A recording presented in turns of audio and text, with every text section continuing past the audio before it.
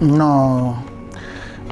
Premièrement, j'aimerais m'acquitter de ce devoir sacré qui consiste à saluer ceux qui nous suivent et ceux qui nous suivront peut-être dans la suite des temps. Merci. Cela relève aussi des bonnes manières. Très bien. Voilà, le rendez-vous est pris chaque mercredi, à moins qu'il y ait quelque chose qui puisse nous empêcher. S'il n'y a rien, chaque mercredi, nous nous présenterons devant vous pour pouvoir vous donner une nourriture extraordinaire. Très bien. La question qui m'a été posée, c'est sur le pardon. Est-ce que le pardon repose sur la tradition ou sur la Bible? Oui, c'est ça. Parlons de Dieu, très bien. Mais non, Madame la journaliste. Le pardon repose sur la Bible. Le pardon vient de Dieu, pas sur la tradition. Et d'ailleurs, dans nos coutumes, dans nos traditions, les gens ne se pardonnent pas. C'est faux. Dans une certaine mesure, les gens peuvent s'excuser les uns les autres. Le pardon est l'œuvre de Dieu lui-même. Nous sommes dans la Bible. Dans la prière de notre Père, Jésus a dit, en priant, dit tout, il a énuméré autant de choses là-dessus, mais il y a une phrase où il dit, en priant, dites, Père, pardonne nos offenses comme nous pardonnons à ceux qui nous ont offensés. Je suis dans la Bible. C'est la prière. Là, Jésus n'enseignait même pas. Là, il donne la procédure, il donne le modèle par rapport à la prière. Il a énuméré autant de choses, que ta volonté soit faite, que ton règne, machin. Mais il dit, dites, pardonnez nos péchés, comme nous pardonnons à ceux qui nous sont offensés.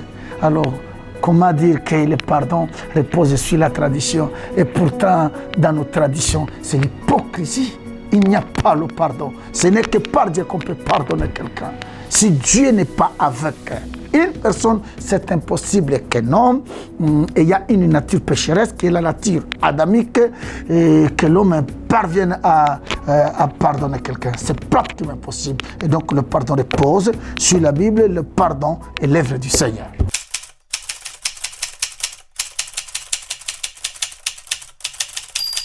Oui, le pardon. Merci Madame la journaliste, le pardon c'est une puissance ou c'est un pouvoir qui libère. C'est seulement si que si on a reçu le pardon. Ceux qui disent ça, j'ai l'impression qu'ils ne comprennent même pas ce qu'ils disent en réalité. Le pardon c'est un pouvoir, c'est une puissance qui libère. Par rapport à quoi? Oui, c'est lui qui a reçu le pardon de la part de Dieu. À ce moment-là, il est libéré. Cette parole ne s'applique pas par rapport aux hommes. Faux. C'est par rapport à Dieu. Celui qui a reçu le pardon de la part de Dieu, il est libéré des esprits qui les liaient. Parce que tout acte posé, tout péché est commis. Derrière ce péché, il y a les esprits. Quand Dieu a pardonné, directement les esprits qui me liaient, les esprits qui m'enchaînaient, tombent et me quittent. Là, je suis libéré. C'est ce mystère-là. En soi, dans le pardon, il y a aussi la délivrance. Quand on est pardonné, on est aussi délivré. C'est là où l'on dit que le pardon, c'est vraiment un pouvoir, une puissance qui libère. Là, nous sommes dans les choses du Seigneur. Pas de ce que les gens disent, se racontent ici. Et pourtant, ils savent bien que dans leur cœur, ils n'arrivent pas à pardonner les gens. Oui.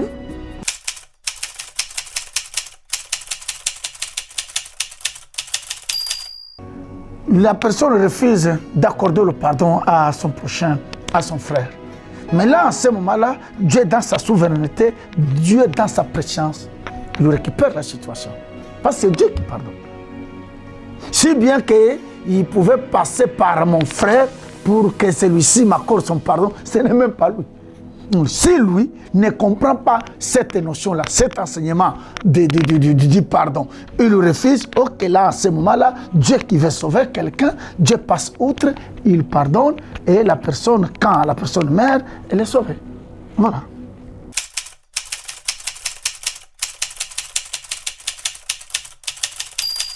Absolument pas, comme je l'ai dit par rapport au paradis, par rapport à l'ascension, par rapport au ciel. Il en va de soi par rapport à la délivrance. Qui délivre? La Bible est claire. Que les chevaux sont équipés pour la bataille. Mais la délivrance appartient à l'Éternel. Ok? Qui délivre? Ce n'est pas un homme. C'est l'Éternel. Ok, bon. Si la personne refuse de m'accorder son pardon, il veut me bloquer, il veut me tenir toujours captif, faire de lui son esclave, Dieu passera outre, Dieu me délivrera. Ça c'est clair. Dieu est souverain. Parce que c'est Dieu qui dit que ce n'est pas un homme. La Bible est claire. Le cheval est équipé, ou les chevaux sont équipés pour la bataille. La délivrance n'appartient ni aux pasteurs, ni aux prophètes, ni aux hommes de Dieu. Nous sommes que les canons. Chacun est un canal par lequel Dieu passe pour pouvoir réaliser son œuvre. Alors si ce monsieur refuse, Dieu dans sa présence, il peut utiliser tous les moyens possibles pour pouvoir sauver et délivrer la personne. Souvenez-vous de l'histoire de Balaam et Balak, qui dans leur ivresse, ils se sont ligués pour aller maudire l'Israël. Dieu ne voulait pas cela parce qu'on ne maudit pas l'Israël facilement comme ça. Mais non, c'était vraiment une aventure hasardeuse. Alors Dieu a refusé. Ils n'ont pas voulu l'entendre de cette oreille. Dieu a fait à ce que l'animal parla. Et l'animal parla. Et Balaam et Balak se sont rendus compte que Dieu n'était pas avec eux. Si Dieu, dans sa présence, il a utilisé un animal, à combien plus forte raison maintenant, si toi, un homme comme moi, par-dessus, tu es un enfant de Dieu. Tu connais la notion, l'enseignement sur le pardon. Tu ne veux pas me pardonner. Là, Dieu passe outre. Personne ne peut arrêter le plan de Dieu. La Bible dit, j'agirai qui s'y opposera. Et la même Bible dit, dans l'histoire de Job, qui est celui qui a le pouvoir sur le plan de Dieu dans l'homme? Personne. Dieu veut me délivrer. Dieu veut me sauver. Toi, tu t'intercales, tu te places comme une barrière. Ah non, Dieu passe outre pour me délivrer. Parce que la préoccupation de Dieu, c'est de me délivrer, c'est de me sauver. Et donc, les caprices des hommes, et comment dirais-je, l'orgueil des hommes ne peuvent tenir devant le Seigneur.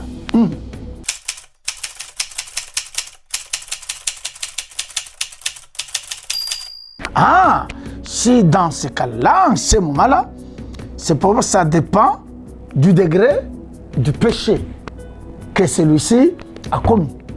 Voyez-vous? Très bien. Bon, il refuse. Là, en ce moment-là, il peut mourir dans le péché. La Bible dit, celui qui meurt sans miséricorde sur la déposition de deux ou de trois, il ne peut voir le Seigneur. Là, en ce moment-là, peut-être, oui, par rapport à lui-même, oui, ça peut même alors. Là, maintenant, nous dépendrons, cette personne dépendra maintenant de la miséricorde de Dieu. La seule Dieu est miséricordieux. Il peut en décider autrement. C'est comme un président dans son pays.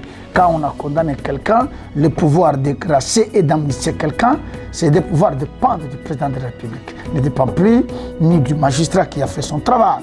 Il ne dépend plus ni du juge qui a fait son job. Maintenant, là, si le juge a condamné, comme il est écrit que le jugement est sa miséricorde, pour qui n'a pas fait miséricorde. Cependant, la miséricorde triomphe le jugement. Très bien. Le juge a fait sa part. Maintenant, le pouvoir discrétionnel, le pouvoir de gracier quelqu'un relève de la compétence du président de la République. Il en est même avec Dieu. Bon, que celui-ci, ce monsieur-là qui est malade, qui a appelé à accorder le pardon à son frère.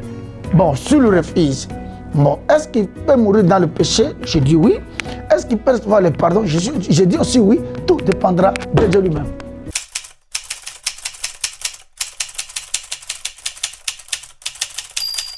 Ah, très bien. Ok, revenons, il y a un peu quelque chose que le Seigneur vient encore de mettre dans mon corps. Voyez dans la prière de notre Père, par rapport à ce que nous convenons de partager ici, il est dit, pardonne nos offenses comme nous pardonnons à ceux qui nous sont offensés. Et que là, il y a une condition.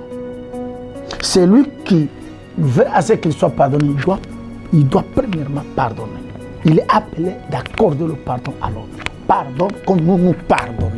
Alors si la personne, elle ne pardonne pas sur le péché, lui ne pardonne pas, comment celui-ci voudra-t-il recevoir le pardon qui vient de la part de Dieu en passant par son frère? Donc voilà, l'important de pardonner. Très bien.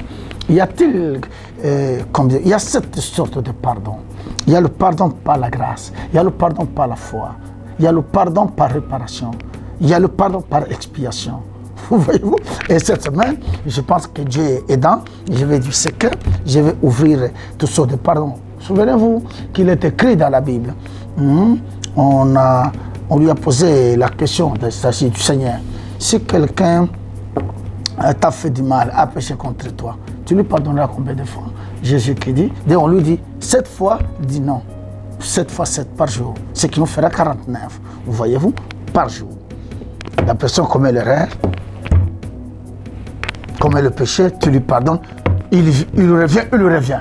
Mais je ne vois pas un homme qui peut arriver à ce niveau-là. Les hommes sont tellement faibles, ils peuvent te dire, ah, tu exagères, je t'ai pardonné le matin, tu reviens encore sur la même chose à midi et le soir, tout ça. Mais selon Dieu, les 7 là symbolisent les 7 sortes de pardon. Le pardon par la grâce, j'expliquerai toutes ces choses. Ce n'est pas ici, peut-être le temps ne me permet pas d'expliquer chaque pardon. Qu'est-ce qu'on appelle le pardon par la grâce? Qu'est-ce qu'on appelle le pardon par la foi? Qu'est-ce que c'est le pardon par la miséricorde? Qu'est-ce que c'est le pardon par réparation? Qu'est-ce que c'est le pardon par expiation? Et le pardon par oblation, hein, voyez-vous. Il y a le pardon par piété. Voilà, il y a 7 sortes de pardon.